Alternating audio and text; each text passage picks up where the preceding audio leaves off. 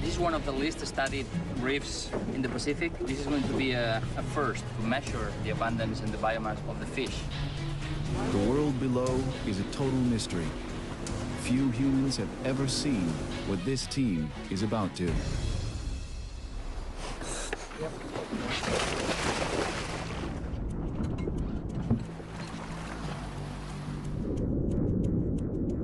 So we jumped in the water, and I couldn't believe it. We had never seen such a healthy and beautiful coral reef anywhere in the Pacific. You had the entire ecosystem, the entire food web, right there in front of your eyes.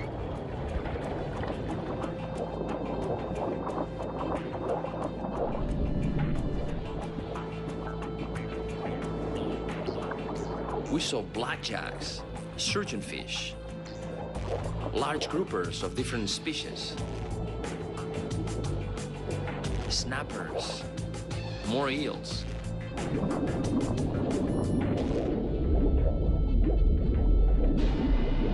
And then the sharks came.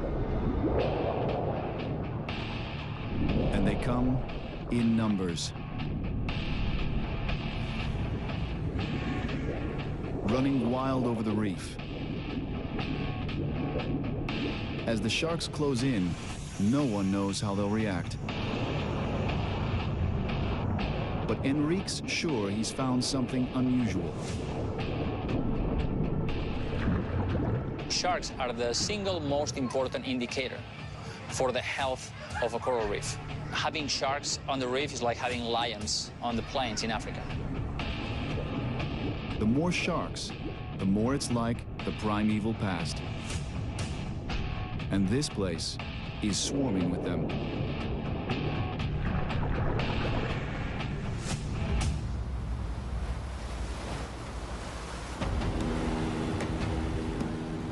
Topside, Mike Fay and his crew wonder what waits on land. Straight ahead of here, you can see there's a rip coming out, and we're just going to go in. Ducie is the outer island where hardly any pitcairners go. Most people haven't really been there, and so I want to walk the entire atoll just to get kind of a notion of, you know, what are we dealing with here? You'll have some high-tech help. Alan Turchik, the young rookie, has brought some new gear. A mini drone to photograph Ducie from the air. So we're trying to get some high-altitude pictures using the helicopter for Mike so he can kind of see what the island looks like. It's going to be important to get some shots above so Mike can kind of see how he can make his way through the island.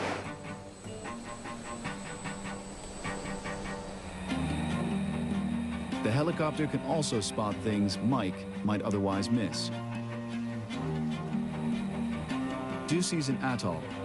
Its circular band of coral rings an inner lagoon. But this aerial scout could reveal more about the island. Ah, better landing. I'm excited about this little remote helicopter because I'm thinking, wow, this thing is unbelievable. I mean, it's like this little space machine, you know? God, we can fly this thing over these islands and you can basically do recce's with it. Is there anything special that you want, Mike? Any pictures? That point over there, that seems to be like one of the main breeding areas for the petrels. Okay. And so this thing just goes bzzz.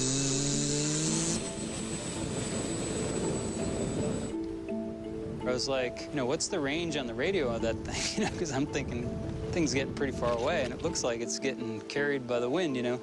And he's like, no, it's pretty good, you know, and he's still kind of in virtual mode, looking at the screen, and I'm looking at the helicopter, and I'm thinking that thing is like whipping away from this island.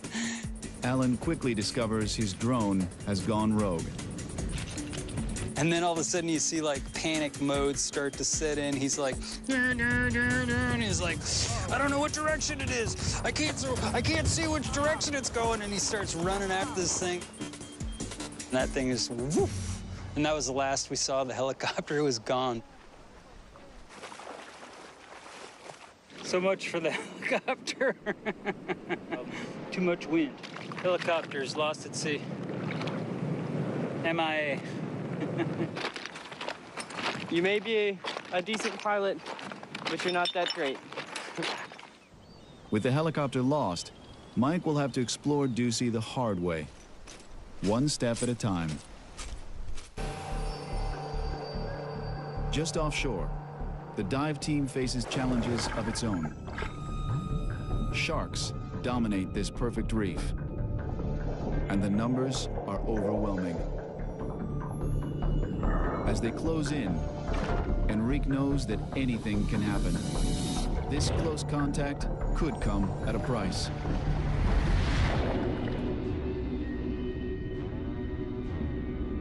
Ducey's sharks are not shy, and they're lightning fast. In a second, they could bite the divers before anyone even noticed. The team doesn't scare easily. Likely, the sharks are just curious.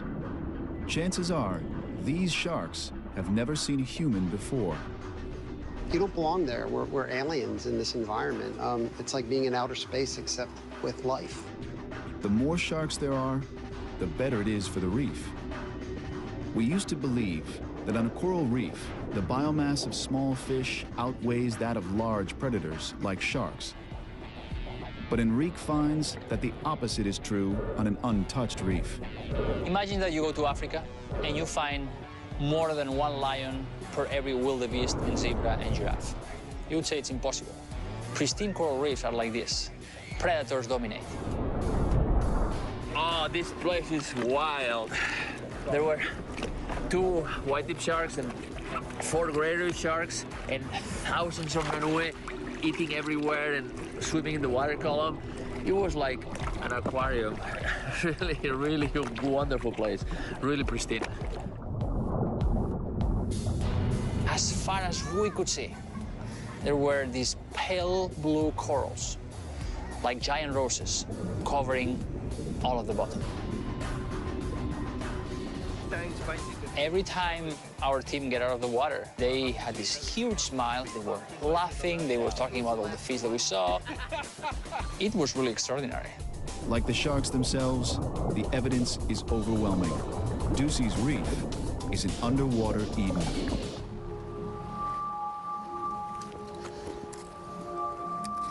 Back on land, the island is a whole other world.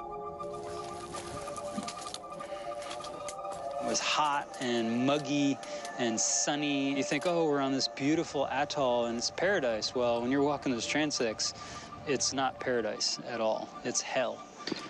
We're here on Ducey Island, surveying petrels and I think of seabirds. You don't quite think of where they nest, but on this particular island, they nest in this Turnifordia forest, which is pretty dense stuff. Here's one.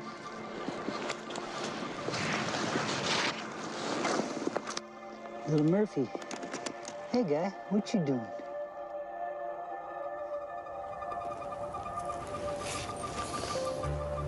Like many seabirds, petrels thrive on Ducey. But Mike discovers something disturbing.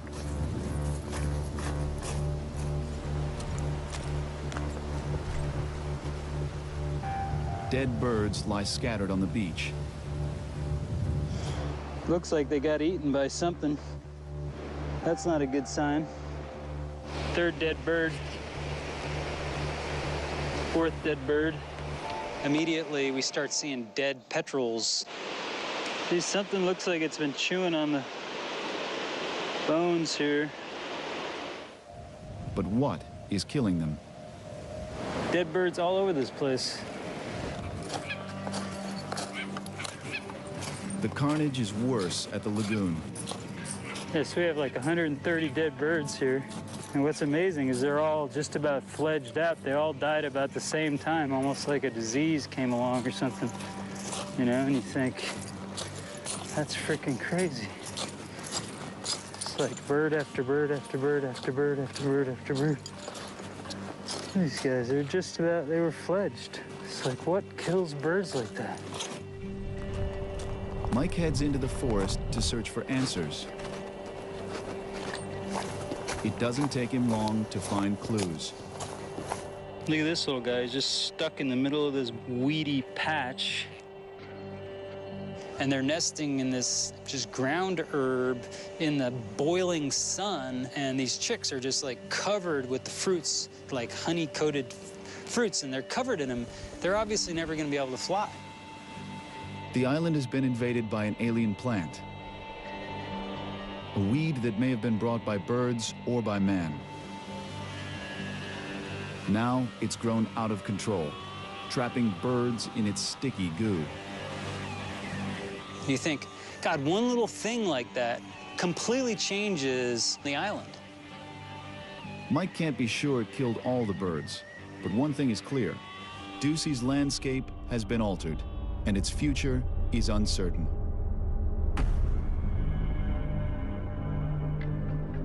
After exploring the reef, Enrique knows there's no time to waste. Ducey's waters are untainted, but for how long? Ducey had the clearest water and the healthiest coral reef we have ever seen. It's 100 meters. It's unbelievable. And we all left Ducey with one thought. This place has to be protected. There is no other option. How many places like Ducey are left? You know, when you see corals just layered on top of each other like that. Beautiful sight, huh? Isn't it nice? Wow, yeah. But ahead lies another island, where life is strangely different.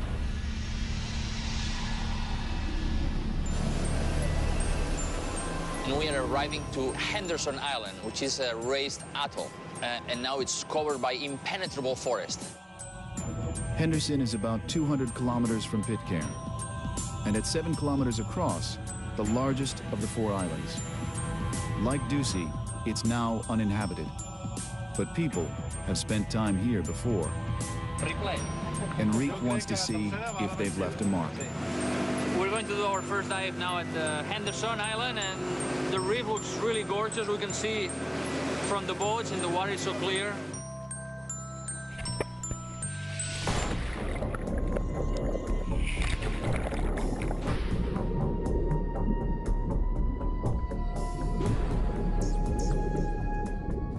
Damselfish, butterfly fish, moray eels, these large red snappers, which were very inquisitive.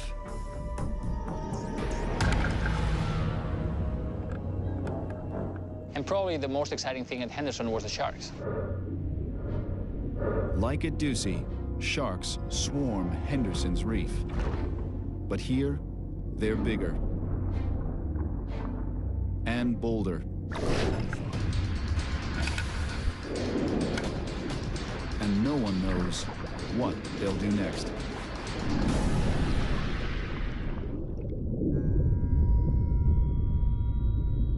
The sharks move in toward Enrique and the team. The sharks were very curious, and they came to check us out very closely. Almost too curious. They're clearly bolder than the sharks at Ducey. Enrique soon realizes why. We were diving with this diving gear that doesn't produce any bubbles, so we were very silent.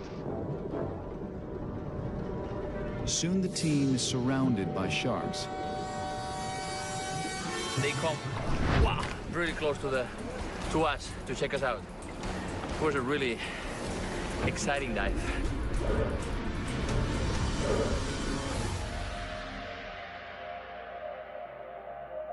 The heart-pumping encounter drives Enrique to explore further.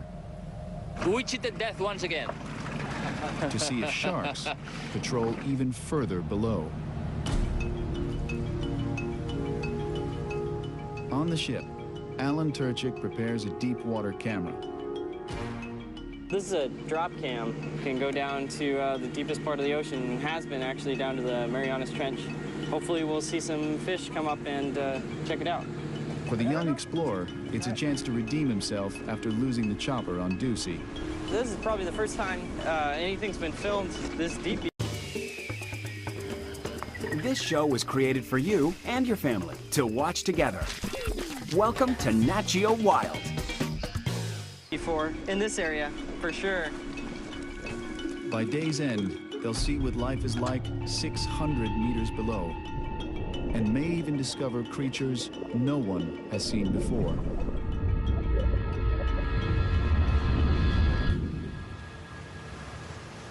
Mike Fay is anxious to hit the beach. For a terrestrial explorer, Henderson is a treasure island. Henderson, from a land-based perspective, is certainly one of the most amazing places in the entire Pacific Ocean. So you've got this huge coral plateau that's 100 feet above sea level that's covered with this vegetation. There are still many species of plants to be discovered on this island. For me, this place is going to be awesome. I know it is, you know. Okay, I'm here on Henderson Island, up on the plateau. It's only about 100 feet above sea level, but it's a hard coral bed up here. This coral is like razor sharp. This place is like walking through a mountain of broken glass. Then you are dealing with this very dense vegetation. It's practically primeval, a living example of an ancient world. UNESCO designated Henderson a World Heritage Site because of its rare native birds, like crakes and fruit doves. But now they're at risk, threatened by an invasive predator. The Polynesian rat was brought by Polynesians to almost every island in the Pacific. And one of the things they eat is young birds, and they're extremely voracious. And we've had a de-ratification on Henderson just months previous to our arrival. A team of exterminators spread rat poison across the island. Mike's big question is if it worked. Their objective was to get rid of 100% of the rats on this island and not kill all the endemic crakes. Our objective here is to see if the crakes are still around and see if we see no rats. And then all of a sudden you see this little black thing like flash. And I got a crake. We got the crake. The crake is right in front of me here. I'm gonna pan over to the crake. That's what we're looking for. It's a little creaky. So it looks like a chicken. It's kind of acting like a chicken, but it's this little flightless bird in the middle of the Pacific Ocean, and you're looking at it. Hey, little creaky. How did he get there? And he's flightless, and he's in the middle of the ocean, you know? Crazy little bird. Those crakes are about the coolest little animals I've ever seen. Like little gnomes in the forest. A mix between a gnome and a chicken. Mike Fay's seen something move in the thick brush. I see a rat. I absolutely see a rat. I see a rat. You think rat, but all you've seen is this fleeting movement in this dense bush. I'm gonna take a picture of it. So I walk up really fast, and I lower my eyes, and then this rat is just sitting there on this branch. And it's like, it's a rat, it's a rat, it's a rat, it's in my brain, it's a rat, it's a rat, it's a rat, it's a rat. And then I try to take some pictures. But of course, it's like the Yeti thing, you know, UFOs, they're all blurry. In the video, you can kind of see the rat, but it's not clear, you know, it's blurry. But you can see the form of the rat clearly. And this is a huge deal. You know, if there is a rat on this island, the probability of me seeing the only rat on this gigantic island is basically zero when you round it out.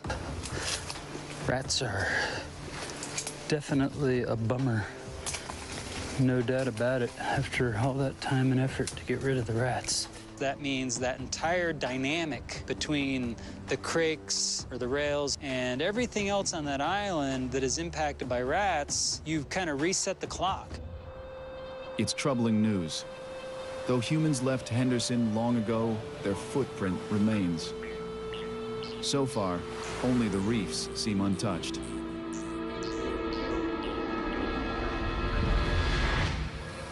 So we just picked up the signal from the drop cam that we put down yesterday, and so we're gonna go pick it up. Alan Turchik retrieves the drop cam from 600 meters below.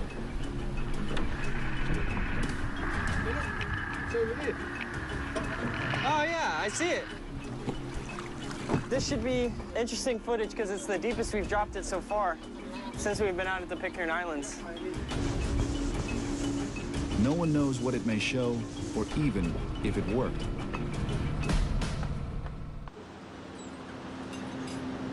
Cool. All right, so I've been kind of scouring the drop cam footage every day, trying to look for some cool stuff. Strange creatures appear. And this is the first drop that I did at Henderson. That's a big animal. This one's 200-something meters. So I like that he just bumps right in there. Yeah. I found, I think, gray reef sharks. They went down to about maybe 300 meters, and then anything below 600 meters, you can see these guys. Yeah. The depths hold rarely seen sharks. They're bigger and slower than the reef sharks. It's Sharko-vision. Yeah. But like their combative cousins, they rule a world that's as mysterious as it is untouched. You know, nobody has been studying these deep sea environments before. And what we saw blew our minds. Whoa! Check that out. Yes. These new revelations win Alan the team's respect. The beginning of the trip, it was pretty hard. Helicopter got lost in the ocean. It's really nice that I was able to get through all that and actually still capture some stuff that actually looks like it's going to be useful for science. Whoa. Yeah, look at the other doors. It seemed like there were some cool species that they're interested in learning more about, and thankfully, like there's that one weird shark with the long, narrow dorsal fin, and he kind of just wandered perfectly through the frame, so luck shot, I guess, but that's still really cool. In all, the scientists discovered 8 entirely new species of fish. Right. Like Ducey, Henderson's marine world is untainted. Back on the island, Mike Fay can't say the same. I would have loved to have been able to not seen rats, but you know, just the way it is. He makes one final survey of the coastline and comes across something even more alarming. Thousands of kilometers at sea, Mike Fay stumbles on a shocking scene. Here on a speck in the middle of the Pacific, garbage. This is the east beach of Henderson Island here. And what is most impressive about this beach is pretty obvious. The amount of trash. It's pretty unbelievable, actually. Just littered with fishing paraphernalia. Fishing crates, containers for water, floats, nets. Everything you can imagine connected with the fishing industry. You think, you know, this is one of the most isolated islands in the entire world, really. Certainly in the Pacific, uninhabited, out in the middle of nowhere, hundreds and hundreds of miles from the nearest human habitation, and it's just covered in trash. Though the island's far from human settlements, it may not be far from fishing.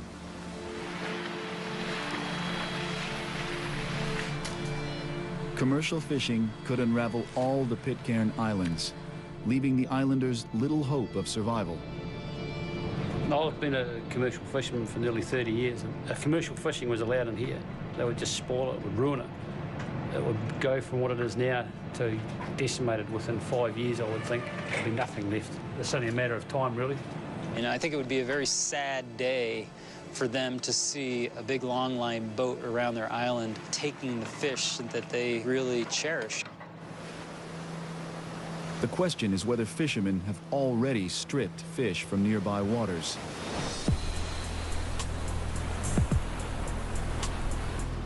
The team rushes back to Pitcairn to find out.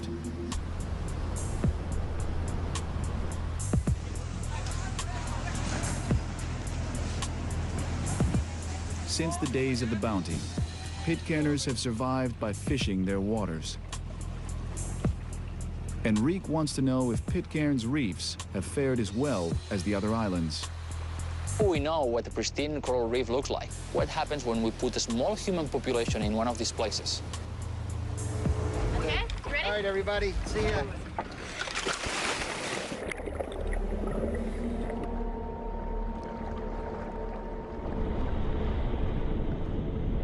Underwater, something's different.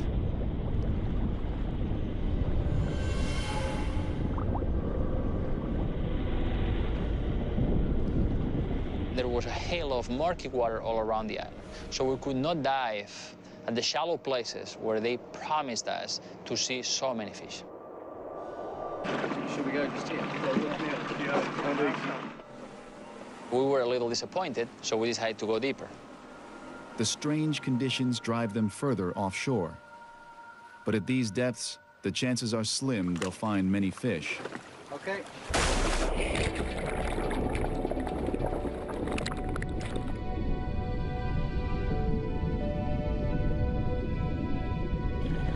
From the first plunge, however, they discover something unexpected.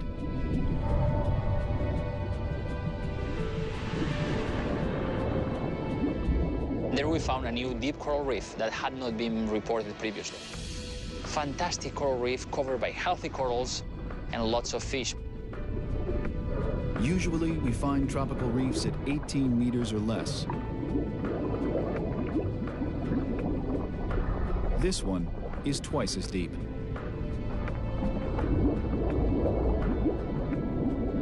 We have corals deeper than what we would expect, probably because the water is so clear, you know, more than 60 meters visibility. Life is thriving in the crystal clear depths. The scientists survey the fish and are shocked by what they find. There are no sharks. Something here is wrong. We didn't see any sharks. We saw some medium-sized groupers. The place doesn't seem pristine. It seems in good shape, but definitely not pristine. Something here has taken the sharks, and no one is sure what it is. While Enrique hunts for answers, Mike Fay checks the island. It's a dangerous task. Pitcairn is wild and rugged. Climbing is treacherous. Incredibly steep slopes, and the soils are extremely slick, and it's freaking dangerous, you know, really dangerous, and it's scary. In places, it's a sheer and deadly drop. I don't want to fall off the mountain here. That's my main worry. Because if you go down here, you go down. You go down all the way. But Mike presses on. That is insane. Big old slide, whole freaking valley came down here. An enormous landslide has destroyed this hilltop. You know, the fact that you've lost an entire hillside on a very small island, it's like you don't want huge chunks of your island falling into the sea. The discovery drives Mike further. The wild island is showing significant wear and tear. You know, Mutiny came here 1790, so people have been pretty intensively using this place for over 200 years. Fishing and chopping the vegetation, cultivating and building trails and roads. It's a heck of a lot of human use here. The small human presence has changed the island, and after an unusual amount of heavy rain, maybe even the sea.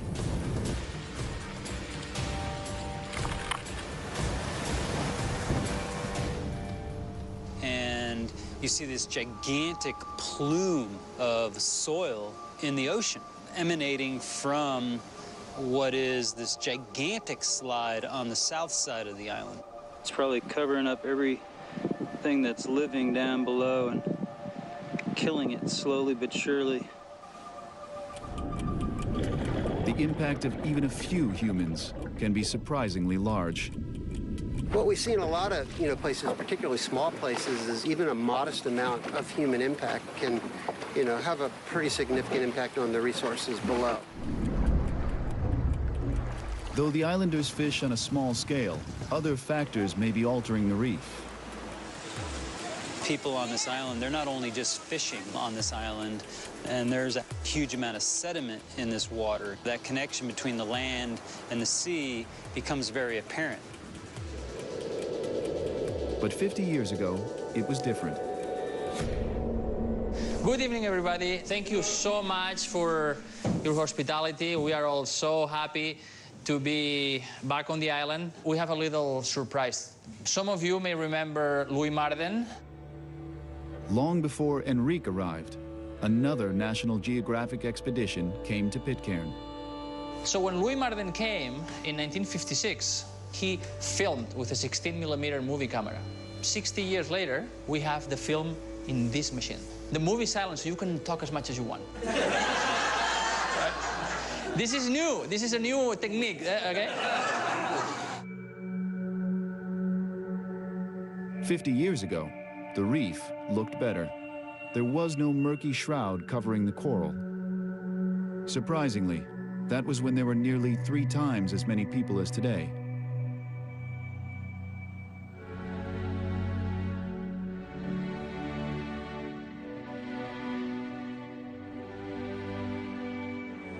It was so exciting to see that footage. I was 14 when Louis Marden was here. To see, all the people, because the population was so much bigger. Now, the entire population can fit in this room. And the community is still shrinking as young adults leave to find a future off the island.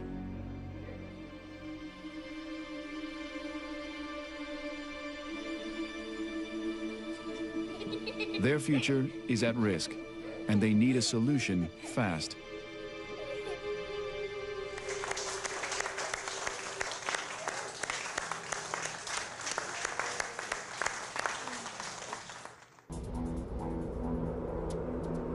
All the islanders have is this bit of land and the boundless sea.